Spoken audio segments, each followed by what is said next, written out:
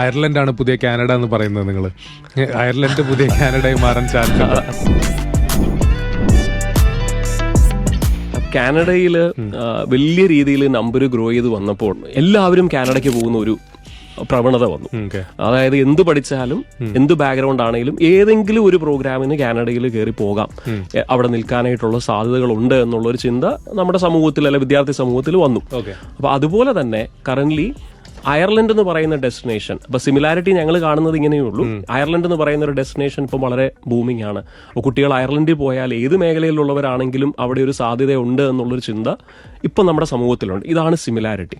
അപ്പൊ ഈ സിമിലാരിറ്റി ഇതൊരു അയർലൻഡ് എന്ന് പറയുന്ന ഒരു ട്രെൻഡ് എന്നുള്ള നിലയ്ക്ക് കൺസിഡർ ചെയ്താൽ 2028-29 ആകുമ്പോൾ കാനഡയിൽ ആ ഒരു ബൂമിന് ശേഷം കാനഡ കൺട്രോൾ ചെയ്തതുപോലെ തന്നെ അയർലൻഡും പ്രോബബ്ലി അവരുടെ ഒരു ബൂമിന് ശേഷം കൺട്രോൾ ചെയ്തേക്കാം. അപ്പൊ ഇപ്പൊ പോകുന്ന കുട്ടികൾ ഇപ്പം കാനഡയ്ക്ക് ട്രെൻഡ് അല്ലെ ബൂം നിന്നിരുന്ന കാലഘട്ടത്തിൽ ഏതെങ്കിലും പ്രോഗ്രാമിന് കയറി പോയാൽ മതി എന്നുള്ളൊരു ആറ്റിറ്റ്യൂഡ് കീപ്പ് ചെയ്തിരുന്ന അല്ലെ അങ്ങനെ ഒരു ചിന്താഗതിയോടുകൂടി അതിനെ സമീപിച്ചിരുന്നവര് അവർക്ക് ഇന്ന് അവിടെ ചലഞ്ചസ് ഉണ്ട് എന്നുണ്ടെങ്കിൽ ഈ അയർലൻഡിൽ ഇന്ന് ഏതെങ്കിലും പ്രോഗ്രാമിന് കയറി പോയാൽ മതി എന്ന് ചിന്തിക്കുന്നവർക്ക് ലേറ്റർ ഒരു പ്രശ്നം വന്നേക്കാം. കാരണം അയർലൻഡിലേക്ക് പോകുന്ന എല്ലാ വിദ്യാർത്ഥികളും ഏറ്റവും മികച്ച ഇൻസ്റ്റിറ്റ്യൂഷനുകളിലേക്കല്ല പോകുന്നത്.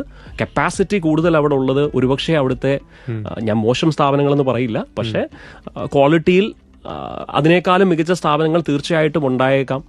പക്ഷെ അങ്ങനെയുള്ള സ്ഥാപനങ്ങളിലോട്ടല്ല കുട്ടികൾ പോകുന്നത്. അവർ ചെറിയ സ്ഥാപനങ്ങളിലോട്ട് അഡ്മിഷൻ കിട്ടാൻ എളുപ്പമുള്ള സ്ഥാപനങ്ങളിലോട്ട്, സീറ്റ് കൂടുതലുള്ള സ്ഥാപനങ്ങളിലോട്ട് അയർലൻഡിലോട്ട് കയറി പോകുന്ന ഒരു ട്രെൻഡ് ഇപ്പൊ കാണുന്നുണ്ട്.